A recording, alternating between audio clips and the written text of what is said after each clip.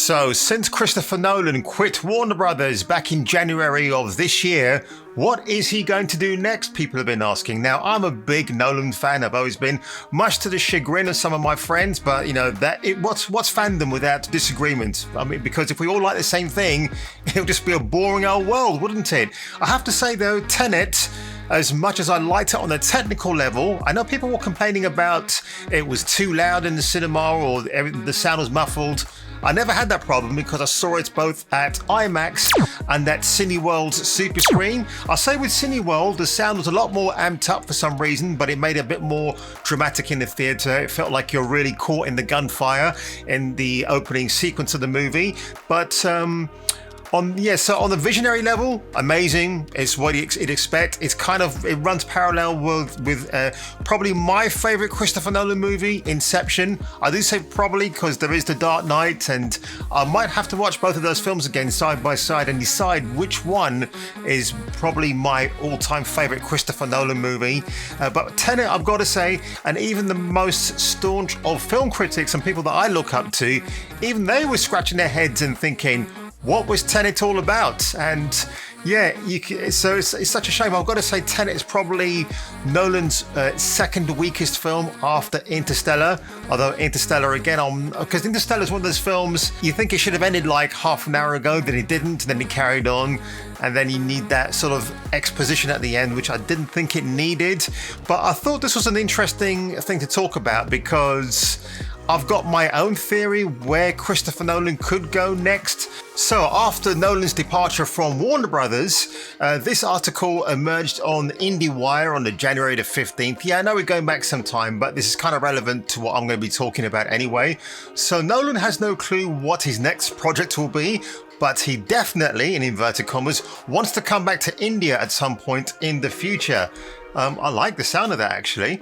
So Nolan filmed a portion of his espionage epic Tenet in Mumbai and loved it so much that he's already thinking of ways to incorporate a return to the country in whatever projects will follow him in the future. Speaking to India's Ian's news agency, Nolan said it was inspiring to meet filmmakers in Mumbai during his extended filming of Tenet. The India set portions of Tenet featured Dimple Kapadia. She was amazing in that film, by the way. I liked her performance. One of the country's well-known actresses. I never make plans that far ahead. Well, obviously he's not Kevin Feige, is he?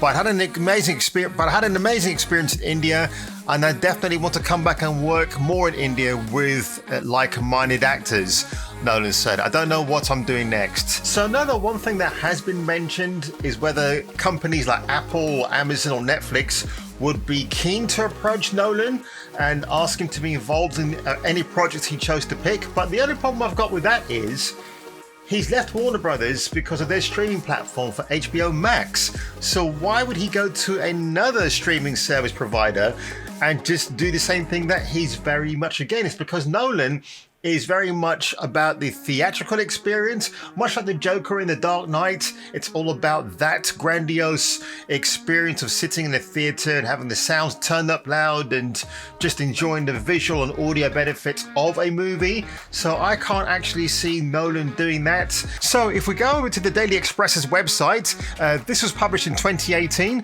They mentioned the fact that there will be a good chance Christopher Nolan will, in block caps, will reboot the 007 franchise after Daniel Craig's last film.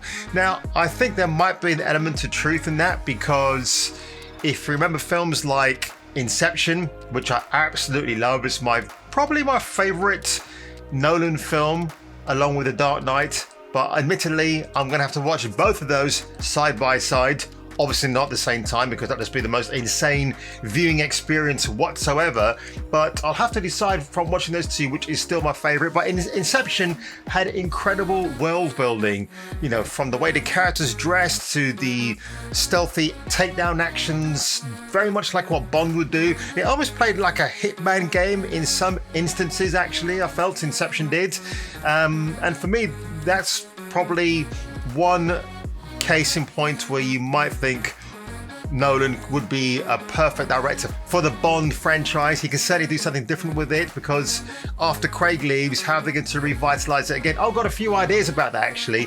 I'm working on a video at the moment where I talk about who should be not only the next James Bond, but who should probably be helming the first couple of adventures in that series, taking a new direction, I think. So I'm looking forward to making that video, because I've had a few ideas what they should do for that. Also, John David Washington in Tenet, he was a James Bond as well, to a degree. He had the quips and certainly could handle himself in the action scenes. I ordered my hot sauce an hour ago.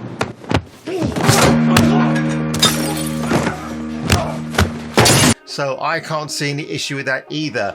But again, I think the finger of blame will probably have to go to Barbara Broccoli and to half-brother Michael Wilson, the people who have been helming the Bond franchise for many years since her father Cubby Broccoli passed away.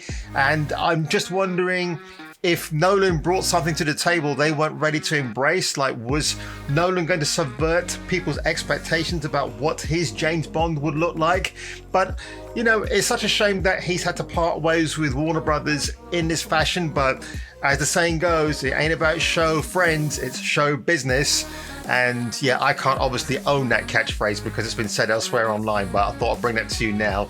So that's just my quick thoughts on where I think Nolan should go. He should definitely make smaller films like The Prestige, Insomnia, and definitely Memento, which is the film that really put him on people's radars.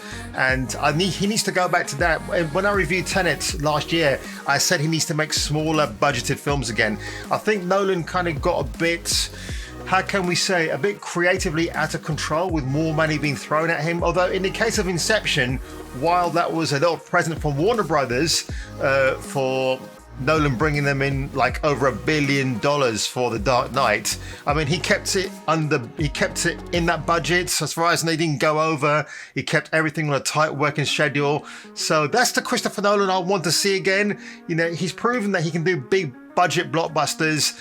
It's arguable whether Tenet, if it was released in a non-pandemic situation, whether it would have got more money. It probably would have been, because people like me and other Nolan Knights would have gone in by the masses and supported the film. I mean, I did watch it at the cinema anyway twice, so that was my little contribution to the chicken change hot pot at Warner Brothers. But that's my quick thoughts and takes about what Christopher Nolan should do next, or his next project should be after leaving WB. What do you think Christopher Nolan should do? What, leave a comment below and share your thoughts with me. And on that note, I will see you on my next upload.